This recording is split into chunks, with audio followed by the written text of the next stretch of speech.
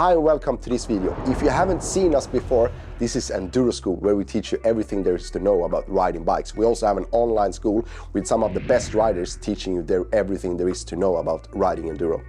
Anyway, in this video, I'm gonna share my best hacks. Maybe you're wondering a little bit who's the guy standing behind me here. That's Antonio Caroli, or at least his race outfit that he used to wear in 2013. And since this channel is about Enduro, not about motocross, he's like the best motocross rider we have ever had. If you didn't know that, probably you did. But we are giving away his race outfit. So go to our Instagram page to check out the giveaway if you're interested to have his signed outfit. Anyway, in this video, let's talk about some hacks.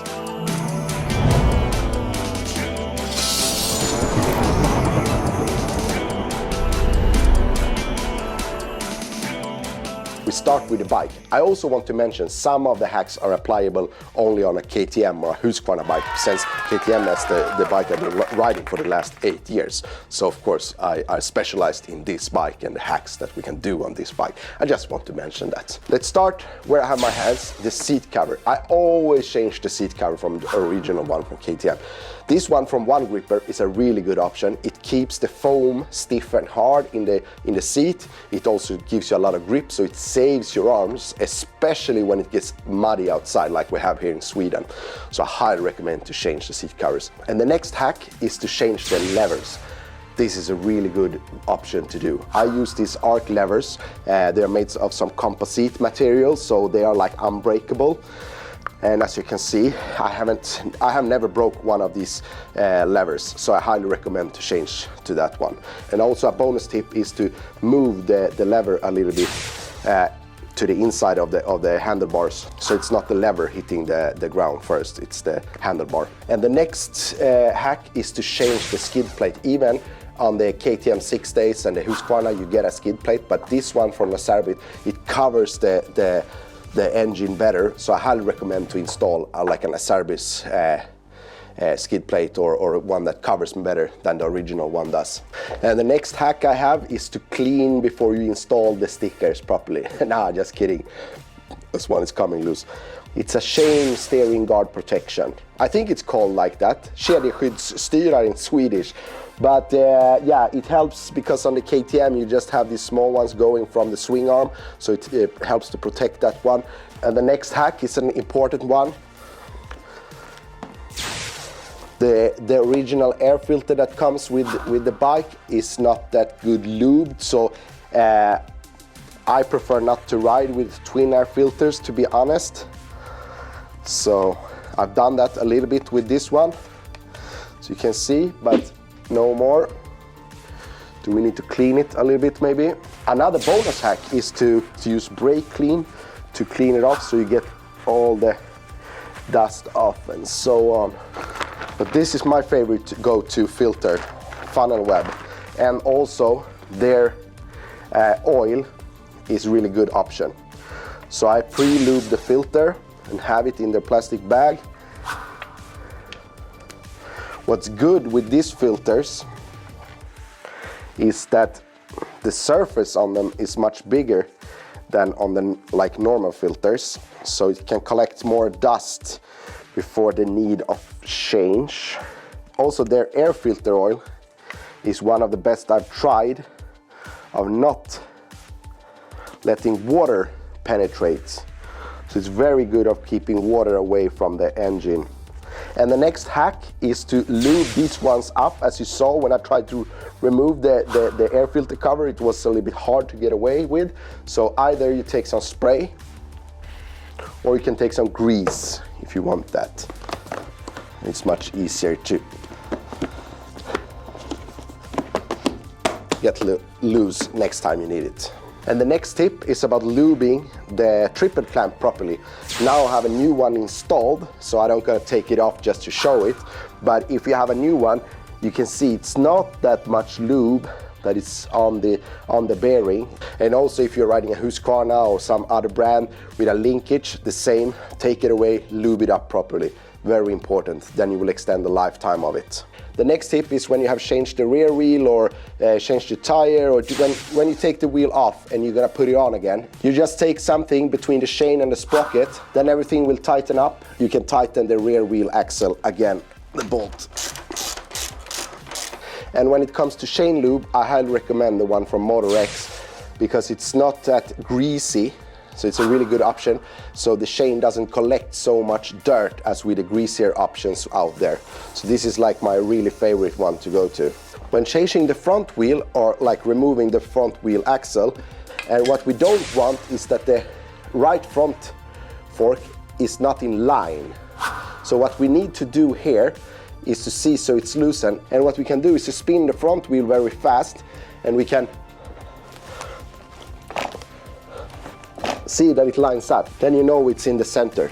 So then you can tighten it up again. I see many riders out there with too loose chain, but my father taught me, and that always worked for me, is to have 3 fingers just behind this kedjestyrare in Swedish, chain leader, or yeah, whatever, you see it. So 3 fingers behind that one.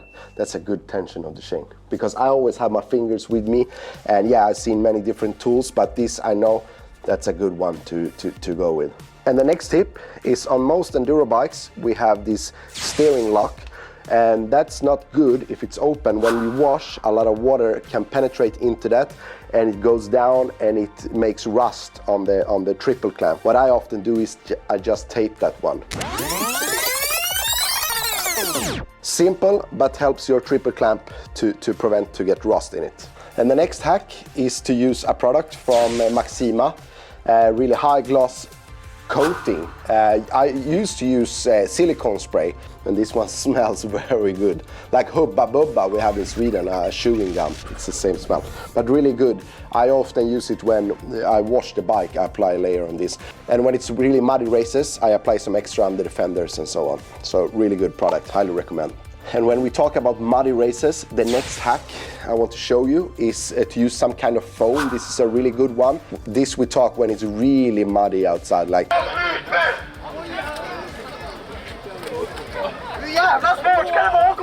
you can apply it on the helmet so you don't get a lot of mud, wherever you can put it. If it's really wet, you can also do some installment underneath the seat to prevent water, mud entering there. Wherever you can put it when it's really muddy outside. And let's continue on the muddy topic on the next tip. This tape can help you a lot. What I do, I use this tape to build up like a cover, like this. Now I do it really fast, but I think you can get the idea.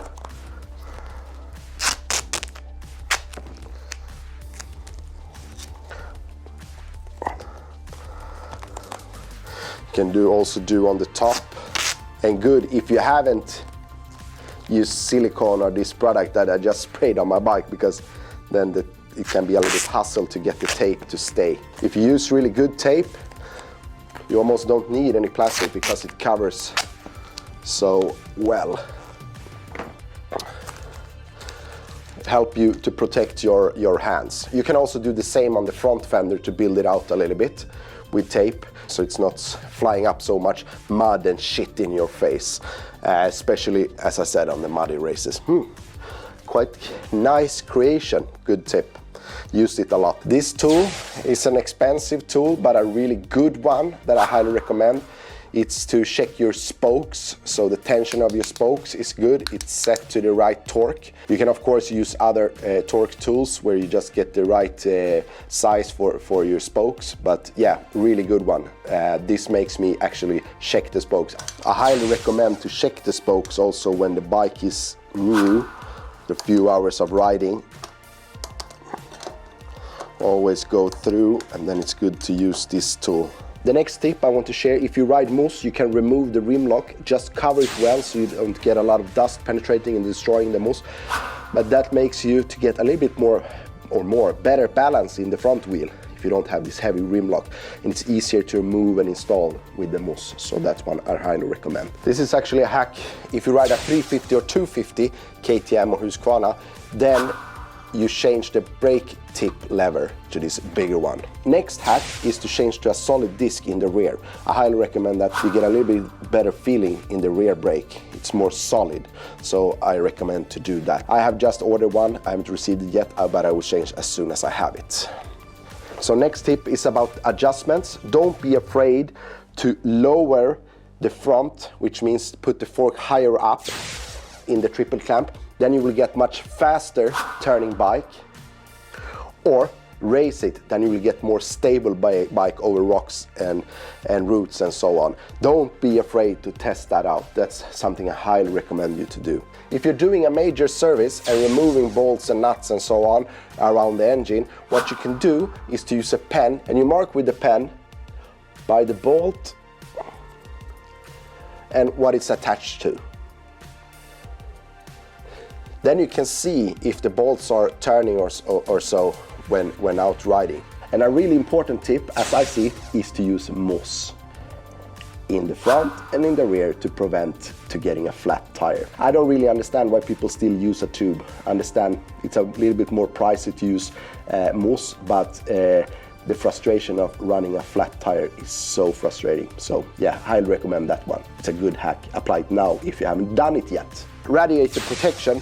This is a proper one from Enduro Engineering, which prevents the radiator from getting squeezed when getting a hit directly on the radiator. I installed them on the bikes we rented out in Marbella when we see more people are falling. I haven't installed them because they weigh quite much. The next hack I want to show you is graphic guards protector.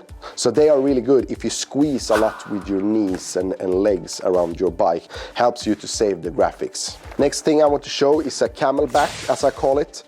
Of course made for bringing water, but also good to bring some tools, and that's a hack I want to show you. I have this tool I always bring with me that has the 8, 10 and 12 on it.